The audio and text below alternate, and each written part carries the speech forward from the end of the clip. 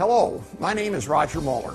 This video is going to cover the Festool parallel guide accessory for the Festool guide rail. With this accessory you can cut repeated, and I say again, repeated parallel cuts at the same width with ease and accuracy and safety. The parallel guide accessory, more properly to be called the repeat cut parallel guide, is for cutting pieces over 8 inches and up to 26 inches wide. An accessory called the parallel guide extensions is used for cutting widths under 8 inches, including extremely thin strips. These accessories make the guide rail a very unique tool, the likes of which you have never seen before. This video addresses the setup technique at length.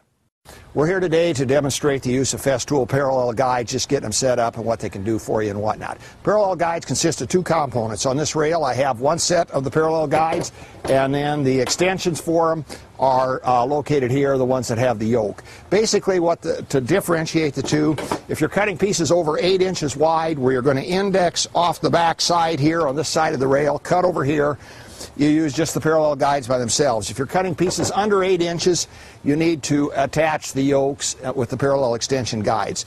All this consists of are two guides attached to the rail. They have metric measurements on them. They have an indexing system with, you can get right to the exact millimeter settings for the depth of cut. That depth of cut is between this point right here, not in here, but right here, this surface that's raised, out to the cutting edge. To use these, you plop them on.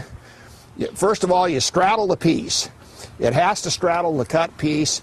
You put them on, set the indexes so they're touching this back, and then just grab your saw and do your thing with the Festool rail as always. Once you're done with the first piece, lift up your guide, take the first piece away, and just keep it working on down the line. Over here is an example of 3 pieces cut to parallel, consistent, repetitive measurements. That's what this tool is about. Repetitive measurements, easily set. You don't have to take the tape measure out and draw lines and do adjustments and whatnot. Let the machine do it for you. Okay, when you open these up, these are unlike any other tool that you have. First of all, the guide, you're going to pick your own guide rail. The length of it is going to have to exceed the span of the material you want to cut. That's the only thing that's essential. Obviously, if you're cutting 8 foot across, you're using a 9 foot rail, that's going to work out fine. But don't use a 9 foot rail when you're doing these small things. It'll drive you nuts. Putting the parallel guide on is a little bit of an experience. Probably the only thing difficult about it, or about this whole process. What I do is in this little bracket right here, I loosen it by hand a little bit. Then when I come up and put it on, and you aren't going to know if this is first take, second take, or whatever. Sometimes I get lucky and get them right away. Okay, I'm going to kind of guide it into place. I'm going to lift up on the bottom with one hand and take this other hand and sort of push that thing in there. Now, sometimes this really goes easy, and other times it doesn't. Okay, that one went pretty easy. Now, while we still got it out a little bit, let's hand tighten the screw. Don't screw this down with a wrench. You'll make things so tight they never will work. I like to say just hand tighten it, and there is an adjustment you can make with a 2.5 millimeter wrench on the back if you're having some issues here. Okay, now notice as I push this on, this thing's fairly tight. How far do I push it in? Again, I've got to span my work. I want these points, when they're engaged, to be at the end of the work. I don't need to be tight here. I can put my hands down in here. That's fine. Okay, at a given, we're in there right now. We take and adjust the cams on the back, tighten them up. There's a flip lever back there. If they're still too loose, you can get in there with a wrench, 2.5 millimeter, and do a little more tightening. And then we also screw down these index knobs on the front. And right now, we are ready to go. We can repetitively cut. I've set this at 260 millimeters earlier. We can repetitively cut all day long at that level. Again, how we would use this, we would come up on our piece, like so, straddle it, push it and point. The index points are here, and out here is our line that's 260 millimeters. We need to check that once in a while and make sure with a ruler that we're getting the correct measurement. If we're not, there's some adjustment provisions here with a flat-bladed screwdriver that will permit you to bring that into line. So I know I'm not going to bother to demonstrate that. It's very easy to do.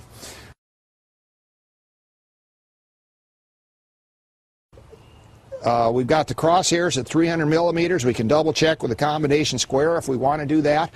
Now let's say we wanted to get even more precise. We wanted the same measurement day after day, week to week.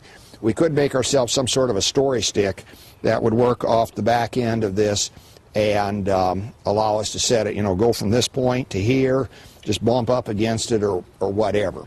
These screws right here do absolutely nothing. There's no need to have to try to square this thing from this standpoint. The only adjustment we make is to make sure that our cuts are indeed what they're supposed to be once we've done them, or we put a pencil mark on. Take some scrap stock, cut it off at 300 millimeters, or set it at 300 on each side, and if one side's 301, make an adjustment. You do that here with this flat-bladed screwdriver. We're going to take the parallel guide off and then put it back on. Unscrew this pressure mechanism, unlock the cam, and wiggle the thing off. Remember, tolerances are tight. There's a lot of things having friction here. Now, let's work at putting it back on. And do not do this when you're under stress. Take your time and learn how to do it when you're comfortable, because it can be very frustrating. Put the back guide on. I like to do this face up. Remember, I said maybe loosen this nut here a little bit. Bring the thing kind of together, dance it together, and get this started. Now's the time to get that nut sort of tightened. Okay, now we bring it in some more, and if we look on the back side, we should be feeling everything starting to tighten up. If we look on the back side, when the cam is up, there is a place here for a wrench to put adjustment on if this still isn't working out quite right. Now notice here I'm getting pretty good tension there. Let's get this all the way on and see if that remains the case. I don't know why it shouldn't. Okay, that's good tension and it's staying down. Let's take the other one and put it on and see if we get the same issue. If it works just equally as well, or if we get a little frustration. Again, do not do this when you're under pressure the first few times. Okay, we're sliding it up in. Got it here. I'm going to loosen this a little bit. Get it engaged as far as we can. Oops, a little too far. Tighten that up. Have this cam on the back loose. Tighten it as much as you can by hand. Bring the thing together. It's going very nicely. And my cam feels a little loose. I think I need to tighten it. We're going to have the thing flopping around in the back, and that's going to get to be a real nuisance. There's only two things that could be wrong here. This cam, this adjustment isn't right, or the nut wasn't tight.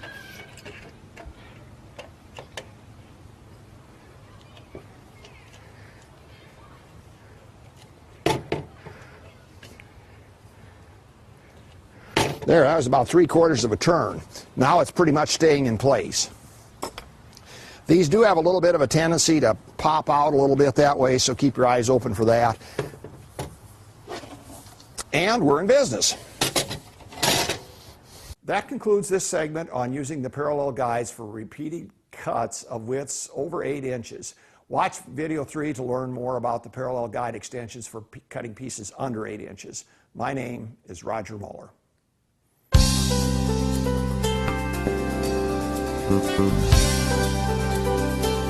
Thank you.